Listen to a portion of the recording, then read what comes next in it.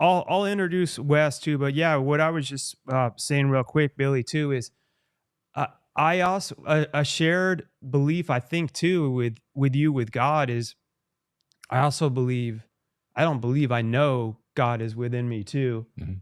It's just, and I don't believe that it's like you have to do 20 circles in the sand and Right. like do a ritual to Yeah. that was through like my connection with Jesus where I know throughout my life that's been my when things are tough, it's Mhm. like the strength of God is literally Right. within me. Right. As so like where we do agree on where like a lot of the heresies and stuff through over religious practices would be like, no, you have to come through the head of this church to Mhm. be Yeah. blah blah blah, you know. Right. Right. And personally, and we're about to get Wes on, so we can have two really smart people in this talking about it. But I'm just breaking it down to my level Mhm. of my understanding.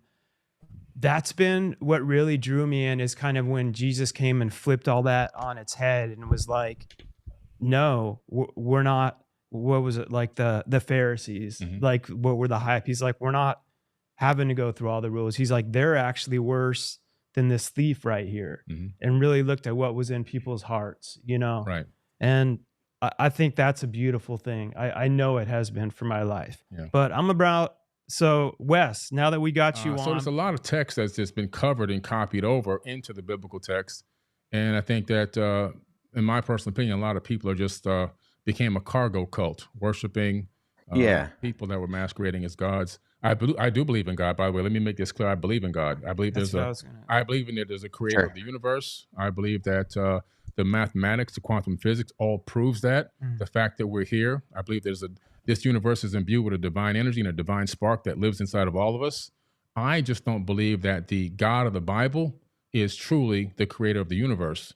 I don't think that God needs money. I don't think that God needs Sure. Do you people mind if I to just make. jump in here for a second? Because Course. I think we've kind of gone on from the original question. I appreciate that. I do have a few issues with your summary, although I just personally believe that Jesus was an amazing human being.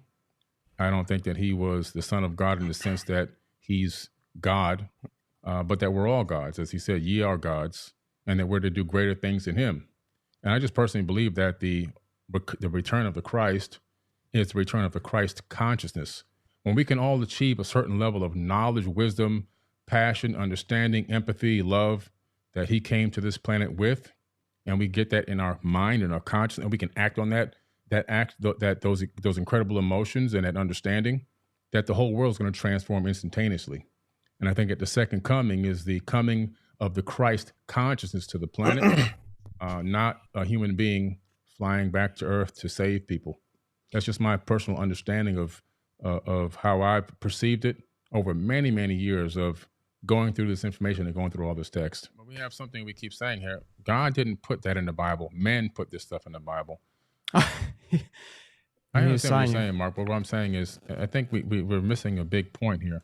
The point that I'm trying to make here is that the Bible is written by people, men who are extremely flawed. And the evidence of that is what they did, what they took the information that's in that biblical text and what they did with it globally to other human beings, and how they even wrote about it in the Bible, how they enslaved and tortured people in the biblical text. So in that case, even in the book of Deuteronomy, which is one of the most brutal books out there, where everything is given okay to rape women, kill children. If one person talks against your Lord, go to that town and kill the whole town, burn the town down. So brutal. It's just in the too Old much. Like I Testament, said, or turns people into salt and stuff. The killing in the Bible is not being done by Satan. That's why I'm saying I don't care about. I don't believe in demons and all this other kind of stuff. Moses goes to the top. He talks to God. He gets his tablet. The first commandments are, "Thou shalt not kill." He comes down. As soon as he sees the people making a golden calf, he kills most of them. It's just like, come on. It's just ridiculous. And I've learned with willing to sacrifice his son as God would, and I'm like, I don't believe that's so mean that God. I don't believe it's beautiful. Like Jesus changed my whole. Why would you tell that dude to kill his son? I don't see any benefit in killing your own kid. And then right at the last second, he's like, "No, it's cool. I was just testing your faith in me." It's like that seems psychologically. To me, when God's like, "Kill your own son," but then at the last minute, it's sadistic. Don't do it. Oh That's man, you Abraham. proved your faith to me. I It's would be talking about like, Abraham. God, isn't there like a? I I don't feel like apologize popping for off, that. Wes, and I'm just. I might get to say a lot of stuff that I want to say. Go ahead. I'll shut Yeah, up. So, and on top of that, once again, Slavery continued on. when abolition movements happen, what's that? Sorry, Billy. I said slavery continued on throughout the Bible with no problems. But it was always undergirded by the fact that this was not the ideal, that this was something that should not be done. And even slavery within ancient Israel was fundamentally different than slavery around the ancient Near East. This is not a contested fact. You can look at the scholarship of individuals like Wright, who's written extensively on this. He's an ancient Near Eastern ethicist, and there's vast difference between the law codes in Leviticus, Deuteronomy, and Numbers, and something like the Code of Hammurabi, which puts people on a tier system and gives different punishments depending on where they are within society. That's not true in ancient Israel. If you were a king and you stole somebody and you sold them into slavery, they would punish you by death. But you That steal somebody else's slave. You can't steal somebody else's slave. That's not a good thing to do, right? The point that I'm making here, I got to say something before I get out of here, is the Bible is full of contradictions.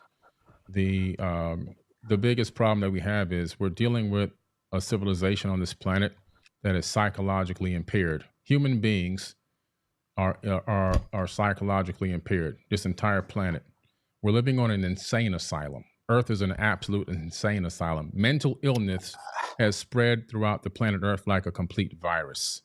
And when you take a text like the biblical text, knowing that human beings globally are mentally ill, this entire planet is a mental insane asylum, and I'm talking everyone, all 8 billion whatever number of people we have now are all mentally ill. And what I mean is there's different levels of mentally ill. We all have trauma that we're not dealing with. We all have internal issues. We all have situations that shadow work that needs to be done. And some people are at higher levels of mental illness than others. Most of us are functional mental illness people. But when you take a look at the biblical text and you start going through this information, and it's the way that it's laid out, it becomes a proponent of more divide and conquer tactics.